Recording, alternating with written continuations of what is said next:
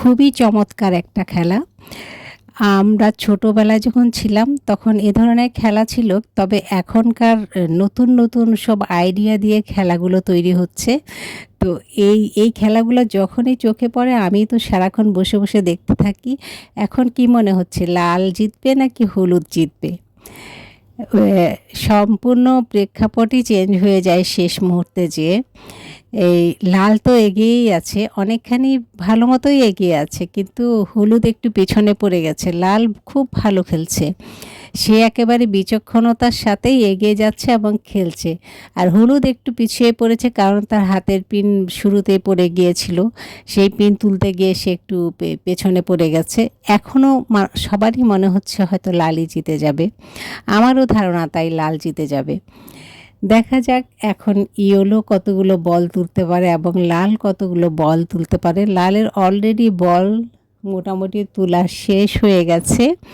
ইয়েলোর এখনও অনেকগুলো বলই বাকি আছে, তবে আশা খুবই ক্ষীণ ইয়েলোর এগিয়ে যাবার, সামনে জয়ী হবার।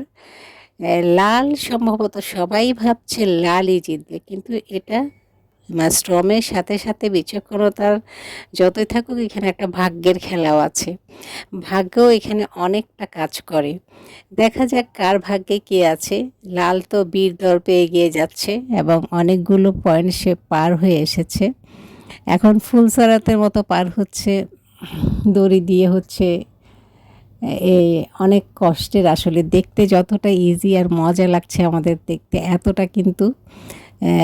এতটা কিন্তু সহজ না। এটা তো আরও কঠিন।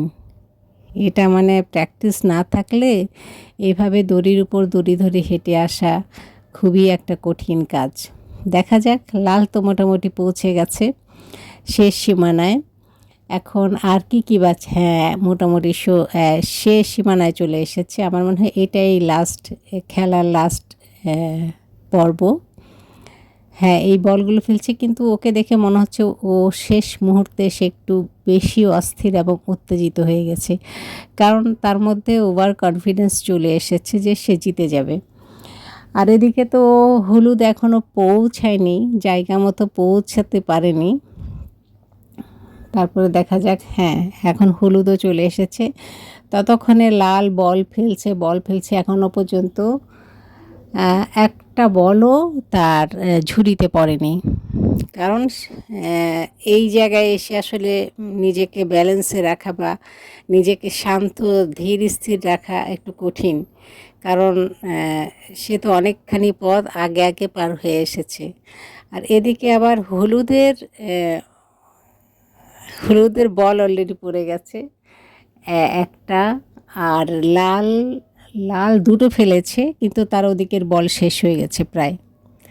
বেচারা দুর্ভাগ্য, এখানে ভাগ্যটা ঠিক তার সাথে সঙ্গ দেয়নি। হলুদের কি অবস্থা দেখে, হলুদের বল, লালের বল শেষ। হলুদ যদি এখন 3টা ফেলতে পারে, হলুদ কিন্তু জয়ী, হলুদ জিতে যাবে।